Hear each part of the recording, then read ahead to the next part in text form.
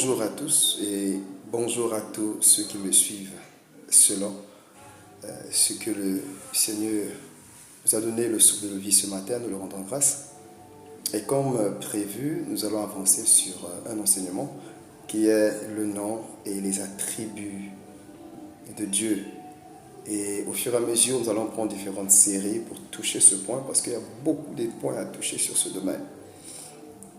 Alors, nous parlons sur le nom et les attributs de Dieu, mais pour la première des choses, j'aimerais que là où vous vous trouvez, que le Seigneur fasse descendre sa main sur vous, que le Seigneur vous bénisse, que le Seigneur se souvienne de vous et que le Seigneur débloque chaque situation que vous avez. Que le Seigneur réponde à vos prières en donnant la solution aux demandes que vous lui avez faites. Alors, je fais d'abord, premièrement, attention sur le nom. Le nom est ce qui nous identifie. Cela veut dire que quand nous rentrons en contact avec quelqu'un, la première des choses, nous devons connaître son nom. Alors, Dieu, autant que créateur des cieux et de la terre, a un nom. Mais le mot Dieu est un titre qui le met dans le rang de la divinité. Et selon ce rang, nous savons qu'il est la divinité suprême, celui de qui est venue toutes les autres divinités qui peuvent être citées. Mais le mot Dieu, qui est un titre, est une dérivation ou une dérivée du mot Deus, Zeus, donc Zeus, Deus, jusqu'à ce que ça donne Dieu. Et ça a été défini comme étant un sujet d'adoration, un objet qu'on adore. Mais quand nous repartons au commencement, selon les anciennes interprétations de la Bible, on ne l'appelait pas Dieu, mais plutôt Elohim. Et dans d'autres cieux, d'autres terres, on l'appelait Nzambi ou Yambi. Nzambi, Yambi ou Elohim est le titre avec lequel on qualifiait le Créateur. Et Elohim, c'est le pluriel de Eloi. Cela veut dire que quand on parle d'Elohim, cela veut dire qu'il y a à ce moment-là, plusieurs esprits, plusieurs divinités. Donc, nous toucherons ce point prochainement, mais c'est d'abord sur le nom. Elohim est donc le titre qui qualifie la divinité que nous connaissons. Et dans d'autres terres, on l'appelait, à l'époque, certains pays, certaines nations l'appelaient, comme en Égypte, on l'appelait les eaux primordiales, ou on l'appelait encore le Noun. C'est du Noun, les eaux primordiales, qui est sorti à Toum. Donc cela veut dire que le Noun représente les eaux originelles, les eaux primordiales qui engendrent et qui donnent la vie. Les eaux, le mystère des eaux. Nous en viendrons. Et ces titres lui ont qualifié, par exemple, chez les hindous, la religion hindouiste, cette religion des hindous, on l'appelle là-bas Brahman, donc qui est le principe, la logique de toute chose qui existe, le principe et la logique. Alors, on l'appelle aussi Avalokiteshvara, qui veut dire le Dieu tout-puissant, le Dieu représenté avec 1000 bras, donc c'est le Dieu éternel, le Dieu autosuffisant, qui n'a besoin de personne pour exister. Tout cela sont des titres ou encore attributs.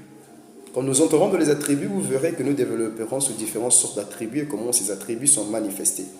En ce qui concerne les attributs personnels de Dieu et les attributs rendus manifestes qui deviennent la parole de Dieu manifestée dans un certain âge ou dans une certaine dimension.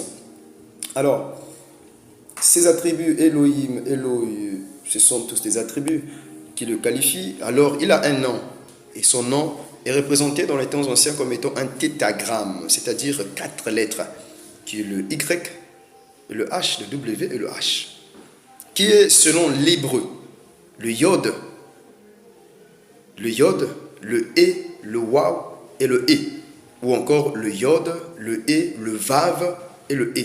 Le W qui est Waw peut encore se dire Vav, ça s'écrit W-A-W, ça peut se lire Vav comme Wav. Yod et Vav et ou Yod et Waw et. Alors, le Y peut encore se lire le Ya au lieu du Yod, ça peut encore se lire le Yo ou le Ye.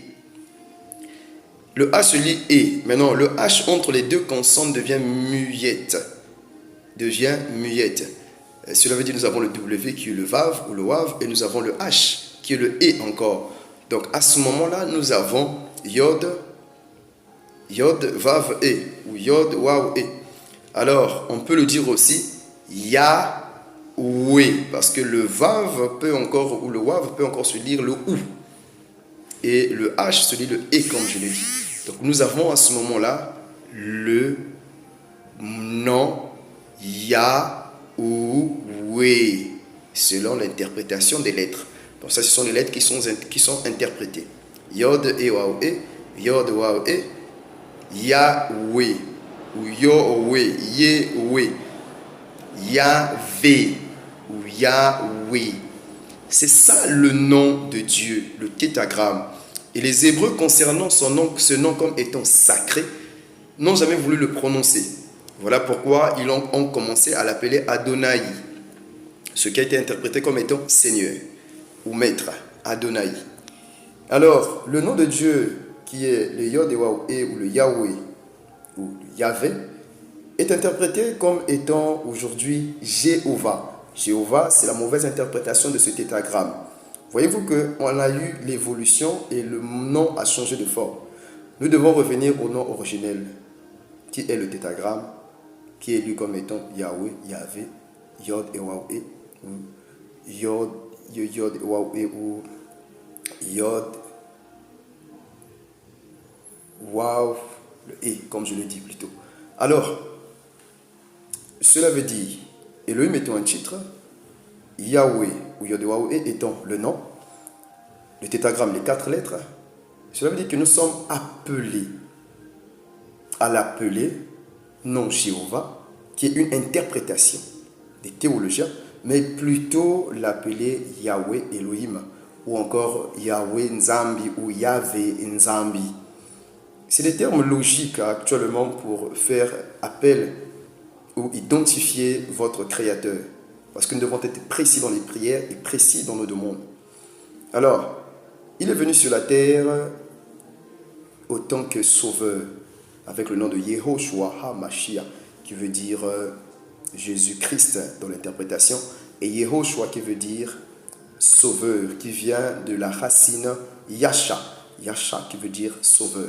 Donc Yehoshua veut dire Yahweh sauveur, Yahweh notre sauveur ou Yahweh qui sauve. Ça veut dire que Yehoshua, quand il vient, il dit que c'est en son nom que nous devons faire appel ou que nous devons prier le Père. Le Père n'est autre que le Créateur qui est Yahweh. Ça veut dire que quand nous prions Yahweh Elohim ou Yahweh Nzambi ou Yahvé Yambi ou Yahvé Nzambi, nous le prions, lui le Père, au nom de son Fils unique par lequel il s'est identifié parmi les hommes. Parce que le nom que l'ange avait dit, c'est-à-dire que Ésaïe avait dit qu'on l'appellera Emmanuel. Emmanuel qui veut dire Dieu parmi les hommes. Donc c'était Dieu parmi les hommes dans la plénitude. Donc, en son nom, au nom de Yehoshua HaMashiach, le Seigneur Jésus-Christ, nous faisons la demande au Père qui est Yahvé Nzambi, Yahvé Elohim, Yahweh Elohim ou Yahvé Yambi. Nous faisons appel à lui, ainsi au nom de Jésus-Christ, nous avons le résultat de tout ce que nous lui demandons. Alors nous connaissons le nom de Dieu.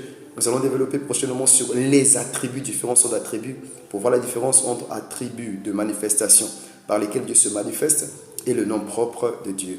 Que le Seigneur Jésus-Christ vous bénisse. Bonne compréhension. Merci à vous qui nous avez suivis. Que Dieu vous bénisse là où vous êtes.